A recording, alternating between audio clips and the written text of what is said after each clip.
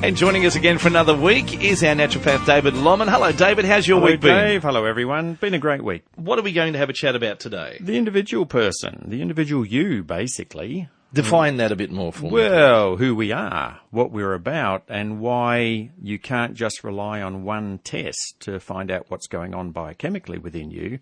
You have to go a bit deeper than that. What makes us different?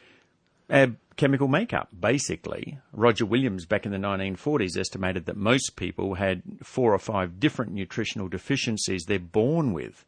So we're all different. You know, I'm an individual, you're an individual. You've never existed on this planet before, as far as I'm aware. I've never existed before. So we're actually completely different from anyone else who's ever existed before. The individual you, however, collectively, we can have similar ailments and problems. We can have similar ailments and problems, but often the biochemistry that's creating those ailments and problems is different. So the body tends to break down at its weakest point. So one person with arthritis can have a whole different biochemistry than another person with arthritis, even though their symptoms seem to be the same. They've all got aches and pains, they've all got this, they've all got that. But what that means really is that the treatment protocols that's going to be used for one person must of necessity differ from the treatment protocols used for another person. So what can we do? We really have to look towards ourselves and within ourselves to find out how we deal with the problems with ourselves. Well, I believe that the naturopathic principles of looking at the amount of water that people drink, looking at the food that they eat, and making sure that that diet is right for the individual, not for the masses, but the individual. There's so many different diet books out these days. They're all different. How can they all work if they're all different? Well, some work for some people and some work for others. So we're not looking at anything differently than what's actually being shown in the marketplace. But we all have to be treated individually. Not only that, we've all got individual makeups and emotions that we've inherited from our parents and grandparents and our family situation. We've all got different emotional blockages as well, and they're all individual to us. So it's the same for any condition that we have. We have to look at the individual who has the condition, I believe, rather than the condition itself. What about with traditional medicine? Do you feel sometimes when we go, we're not being treated individually as us with the problems we have? Maybe we're being collectively given, oh, well, I think you've got this. Well, they start off with the same treatment protocol. It might be a blood test. The difficulty is that if the blood test doesn't show anything, and I see this all the time, people come in, the blood test doesn't show very much. But that's because the parameters of the blood test are so wide that they're not showing what's actually happening within the body. So by the time it hits that the blood test is actually showing something pretty crook, the person is very sick. Whereas if they actually looked wider than that and said there's got to be other reasons for the person not feeling well, then they would say, okay, the blood test doesn't show anything, but let's do these other tests and find out what that show. But they're not necessarily looking at the overall biochemistry of the body. They're not looking at where the person is and what they're feeling so much because they don't have time. You know, they've got time to do the test and this is this. But naturopathically, we spend about an hour at least with a person. So we do a pretty thorough scan of what's actually happening with a person and what can be done about what is happening with a person. And that, to me, makes a huge difference because we have time to build a bit of rapport with someone and to make them as an individual know that they are being seen and heard. We are talking today about the individual you. We'll concentrate more on that, and we're inviting your calls. Would you like to be part of the show? Give us a call on 49216216. You'll be able to get through straight away if you have a question you'd like to put to our naturopath, David Lomman. That number again, 49216216 at 2 in your FM. We love your calls on 49216216. We're going to Lake Munmora right now for you, David. We've got the POM with us. Hello. Hello. Hello, David. Hi. Hey, that's what this health business. Yes. I'm a retired engineer, Yes. and so I can afford to just do what I want now. I smoke about 80 cigarettes a day. Yep. I have about 4 middies of a morning Yep. at the club, and I drink probably nearly a cask of wine Yes. during the day. During that time, I'd probably have about 2 glasses of water, 2 cups of tea, something to eat in the afternoon, and something to eat late at night. This could be 12 o'clock at night. And I feel great. And also, my granddad, he was down the pits in England 14. There was no dust extractors then. Yes. And he smoked from then, and he drank as soon as he could, and he lived till he was 87. Yes. I think it's up to the individual. And then I had a friend who I've named my son after. He died at 25 with cancer, and he hardly drank, Yep. and he never smoked. Yes. So I think it's just up to the individual. It is. That's what the show's about. So if you're born with a healthy body that has a healthy liver, and your body can handle whatever's coming through, then you will remain in good health no matter what you do. That's why a 100-year-old can drink and smoke and everything else. The people around them may not be too happy with what they do, however, but the individual themselves is quite contented with their life because that's what they've always done. There's no issue with that. The issue is that if somebody is getting sick, the way in which they can then treat their body must be done individually, I believe. And that's where we've got to come back to. So, you're quite happy doing what you do. So whether you change or not always has to be up to you. It's what we're talking about today. It's the individual you. We've just heard about the individual, the Pom from Lake Munmora. Yeah. And he lives an interesting lifestyle, and it seems to be going great. He does. So he's just questioning what's going on there and Yes. how some people are a little different to him. So Yes. let's explore a little bit more about the individual you. Well, some people can live to 120 without doing anything. Other people are getting sick very early. And I believe there's more epidemics of illnesses now than ever before. Diabetes definitely is on the rise. Arthritis is on the rise. Cancer is on the rise in different forms. The cure rate for cancer hasn't really increased that much if you take into account that they're finding things earlier, but they're operating. But then other people are still going down that track of the cancers come back, things happen, it goes down.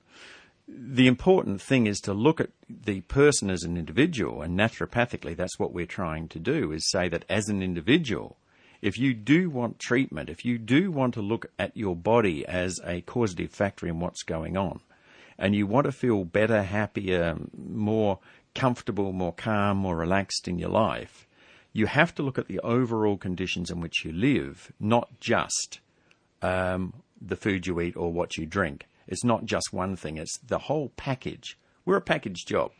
If you wanted to lose weight, which you've done in the past, you went to someone, you lost your weight, you felt really good about that. Now you've done more exercise, you do this, you do that. You did that personally because that suited you.